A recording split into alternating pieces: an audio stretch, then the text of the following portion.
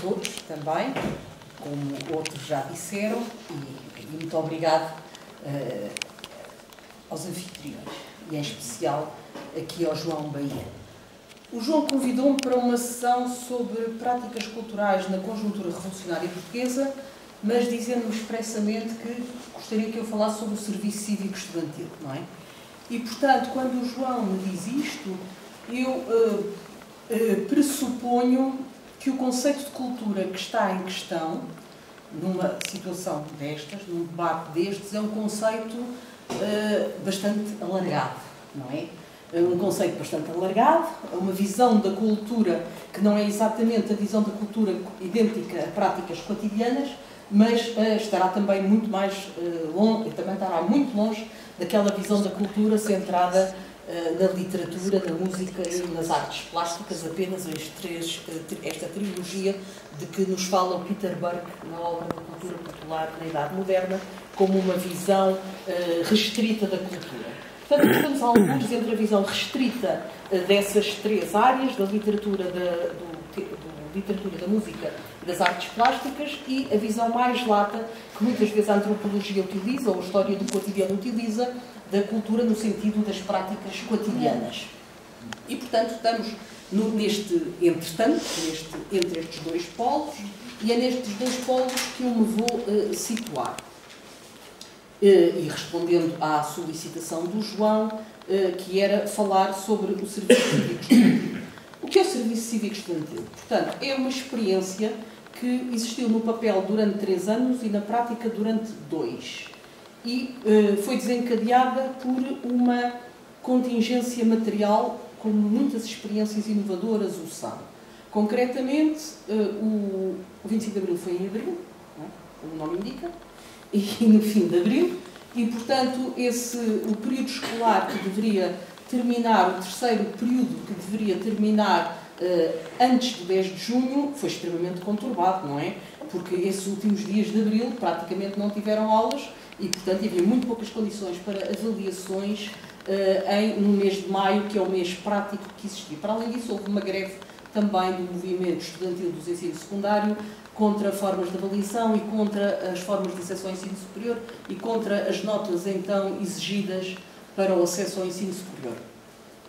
E assim sendo, o que aconteceu, houve uma modificação de legislação, houve uma equivalência entre o ensino privado e o ensino público, que ao tempo não existia, e para se passar, em vez de ser necessário somar 29, como era a prática, passou a ser necessário somar 19 em 2 dos períodos que fossem os melhores. Na prática, isso deu que o número de pessoas que acabaram o liceu, que na altura acabava no 7º ano do liceu, foi o dobro do normal. E, portanto, na prática, quando vêm as férias grandes e quando seria a altura do regresso às aulas, em vez de existirem 14 mil candidatos, como tinha sido no ano anterior, no ano letivo de 73-74 tinha havido 13 mil e tal alunos inscritos no primeiro ano, passou a haver 28 mil. Portanto, o que é que uma universidade pode fazer quando tem as mesmas instalações fisicamente falando, tem uma grande movimentação social, tem uma profunda alteração dos cursos, que estão todos a ser modificados, tem uma profunda modificação dos sistemas de avaliações, tem alguns saneamentos, mas tem, sobretudo, um enorme regresso dos professores exilados, e está uma universidade em grande agitação e, de repente, tem o dobro dos candidatos. Nenhuma universidade hoje, nenhuma faculdade hoje comportaria, de repente, mesmo numa situação de estabilidade, o dobro de candidatos. E, portanto, isso é uma preocupação enormíssima dos governos provisórios, do primeiro governo provisório, e depois do segundo governo provisório, o que é que se vai fazer no ano seguinte.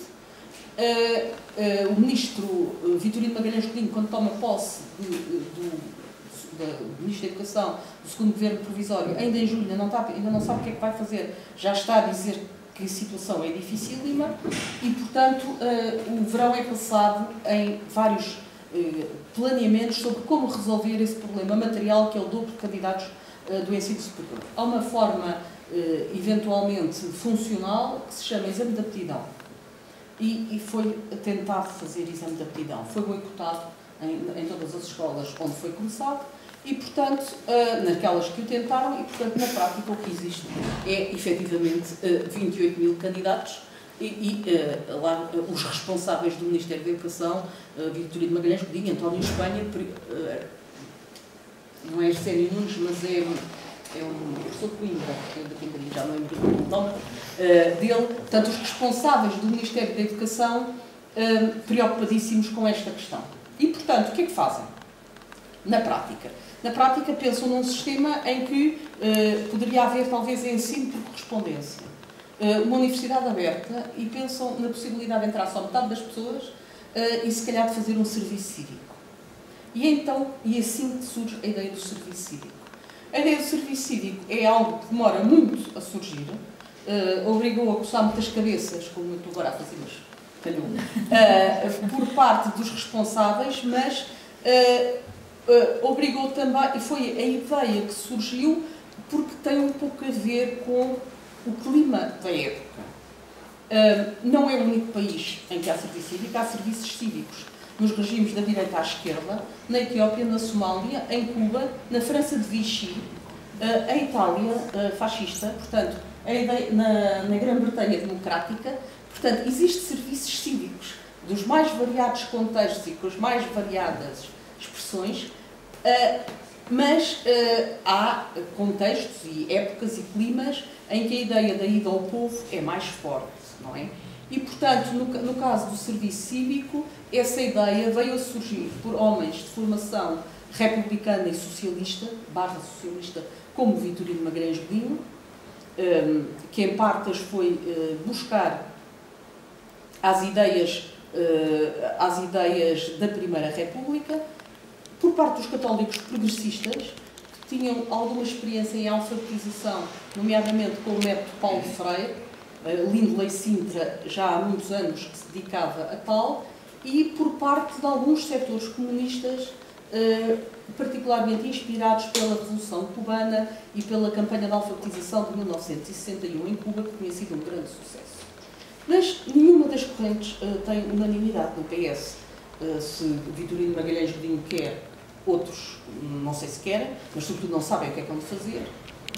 Na Igreja, evidentemente, os católicos, um setor de católicos quer, outro setor de católicos não quer, quer dizer, acha que isso vai ser o reino da imoralidade e, portanto, várias organizações femininas da Jacques, Juc, etc., Jacques, Juc, vieram a fazer vários comunicados contra o serviço cívico e, de algum modo, a destruição da família e das práticas habituais a que poderia levar, e também dentro dos comunistas, nem todos quiseram. Os estudantes comunistas, a União dos Estudantes Comunistas, é uma organização entusiástica do serviço cívico.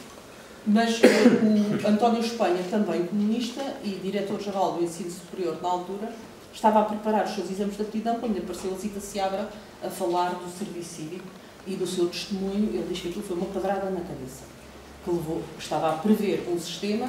Foi até encomendado pelo Ministério da Educação ao atual ICS, ao Gabinete de Investigações Sociais, ao Dérico Cedas Nunes e a uma outra senhora, um método para selecionar os estudantes que podiam entrar. Chegou a ser pensado um método com uma diferenciação social positiva para os filhos dos operários e camponeses, portanto, como seria próprio da época, e, portanto, está o Ministério da Educação a recorrer aos sociólogos de esquerda, ou católicos, para arranjarem um bom método para selecionar, não conseguem, e aparece a Zita Seabra a dizer que o serviço cívico é que era bom. Uma ideia como a campanha de alfabetização cubana. Porquê esta ideia dos estudantes comunistas? Porque não só ao prestígio da experiência de alfabetização cubana de 1961, como também há uma outra coisa que é uma experiência de apoio dos estudantes às vítimas das cheias em 1967, que foi extremamente forte para todos aqueles que por ali passaram, chamem-se Mariano Gago ou chamem-se António Guterres, qualquer um dos dois, quando se tem entrevistas, referem sempre a importância que para eles isso teve, ou o Jorge Vemans, do Público, diz a mesma coisa, quer dizer, que a politização foi feita em larga medida por aí. Para além disso, o movimento estudantil, para além de ter tido a experiência de apoio às vítimas das cheias em 1967, tinha feito campanhas de alfabetização e de educação sanitária no verão de 74, antes do serviço cívico, no verão de 74, antes do serviço cívico, e fará depois, no verão de 76, depois do serviço cívico. Eu disse bem 74, não disse que apresentei, estava com dúvida se tinha dito 76. E, portanto, na confluência de três correntes políticas distintas, que elas próprias não são homogéneas, há um problema, e o problema é uma circunstância, e esse problema é que desencadeia uma solução que é tentada, tateada, hesitada, e que teve a maioria da oposição do ativismo estudantil na época, porque objetivamente isso implicava atrasar um ano. E uma coisa, portanto, as palavras de ordem, não aos trabalhos forçados do Ministério da Educação, foi uma palavra de ordem do MRPP, e outras forças políticas tinham não ao serviço cívico estudantil do MEIC, sim à saída organizada das escolas. Portanto, efetivamente, praticamente formações políticas que apoiassem o serviço cívico, nos muitos meses que demorou a ser gerado, são os estudantes comunistas e alguns outros socialistas, porque têm responsabilidades de governo, ou a LUAR, que também apoiou, e, portanto, os estudantes da LUAR também apoiaram, mas, portanto,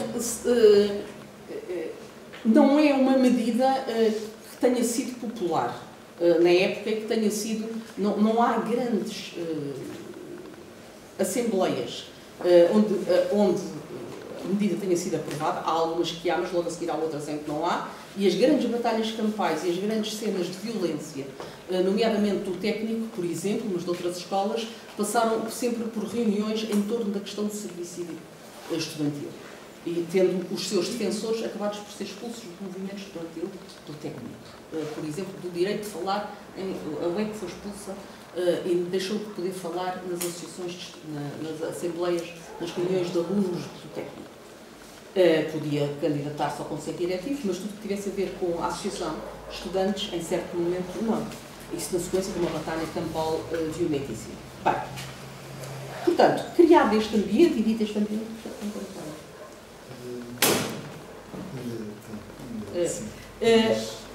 em que é que se exprimiu o serviço cívico?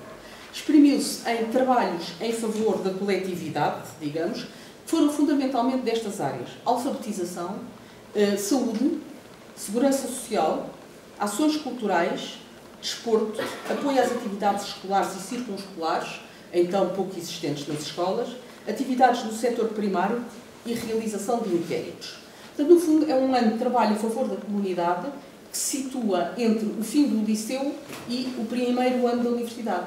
É o ano passado, o 12º ano. Nessa altura, o ensino secundário tinha 7 anos. Antes ainda houve o propedêutico. Antes, depois, ainda houve o propedêutico. Portanto, a ideia de propedêutico surge logo em 74. Era para aqueles que conseguissem entrar. E, portanto, ou para fazer aulas à noite ou por correspondência. Mas, portanto, antigamente o ensino secundário tinha 7 anos, depois da 4ª classe havia 7 anos, depois surgiu o serviço cívico durante 3 e a seguir veio o 12º ano, não é? Portanto, eu estudei este assunto do serviço cívico. No primeiro ano foi facultativo, foi cumprido por mais ou menos 9.000 estudantes em 25.000 candidatos, quer dizer que muita gente fugiu e inventou razões para não fazer. Mas também, isso também quer dizer que há uma grande dimensão de trabalhadores estudantes. No segundo ano foi obrigatório e teve 12.000 candidatos em 24.000 candidatos. Eu, por acaso, consultei no Ministério da Educação Nacional as cartas e os pedidos de dispensa do serviço cívico feito pelos alunos e são muito interessantes, nomeadamente são nomes, normalmente de um modo geral, muito sonantes, e trabalham todos nos consultórios dos pais como médicos, ou são todos, são empregados de escritório nos consultórios de advogados dos pais. Portanto, há uma enorme argumentação em torno de emprego, que é quase sempre em quadro familiar, não é? Para não cumprir o serviço cívico.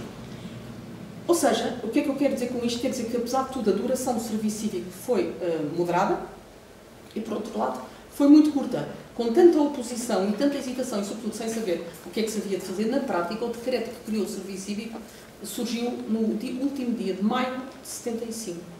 Ou seja, contamos no verão, outra vez. Portanto, existiu durante 3 meses, mesmo assim existiu. O serviço cívico não é o único, portanto, de algum modo isto é uma questão que está na cabeça das pessoas. Quem o criou está com o ar do tempo, está no clima da época. Porque ao nível do ensino primário também foi criada uma coisa chamada trabalho produtivo socialmente útil no ensino básico e abertura da escola ao meio social. Uma parte do dia em favor da comunidade.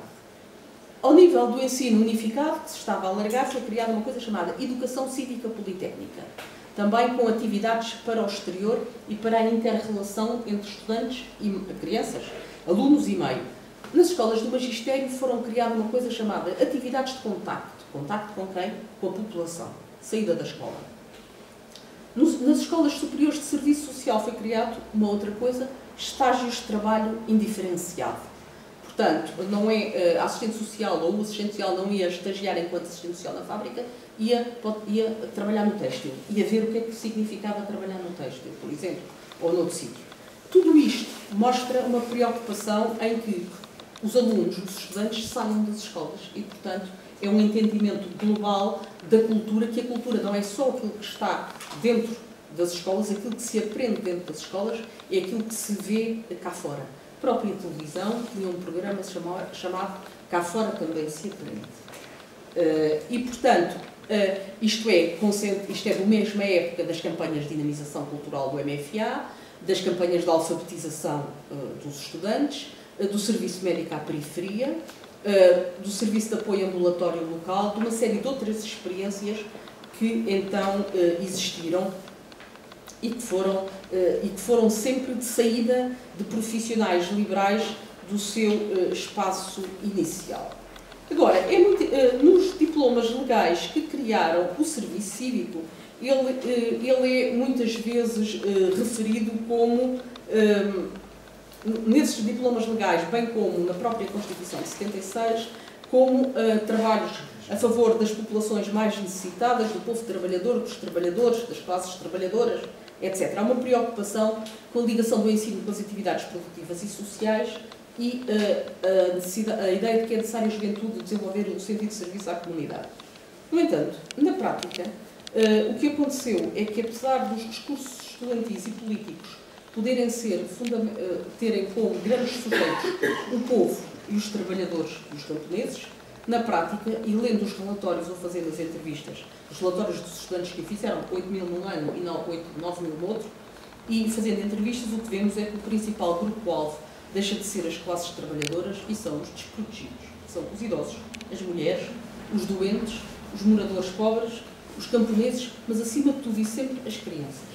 As crianças são o grande destinatário e o grande sujeito, e se o discurso aprovado em RGAs é sobre a Aliança Operária Camponesa e a discussão sobre qual é o bloco social constituinte da vanguarda, na prática e nas descrições do efetuado, os grandes destinatários estão muito mais perto dos humilhados e ofendidos e das crianças do que propriamente da classe operária e camponesa. Portanto, há uma mutação, há uma modificação. Os estudantes que o cumpriram e os seus responsáveis fizeram levantamentos sobre as realidades sociais e, quer nos mais variados tipos de materiais, o que se percebe é que eles tiveram grandes surpresas no campo da política, esperavam conflitos no campo da religião, não os tiveram enormes surpresas também no campo das identidades e comportamentos de género, mas aí redefiniram, nestas áreas, redefiniram o que pensavam e aperceberam-se das enormes carências da população em termos de habitação, de higiene e de alimentação. Aí é uma questão de dimensão, percebem? Mas na outra é uma questão de modificar o que se pensa sobre os assuntos. E, digamos, há uma grande preocupação com o país que tem problemas a estes níveis, que tem problemas na saúde, na educação, no alcoolismo, na violência, na falta de eletrificação, nas dificuldades de acesso à água, na ausência de saneamento básico, na distância, no isolamento, na escassez de espaços de sociabilidade, nas deficiências de organização popular, no atraso económico.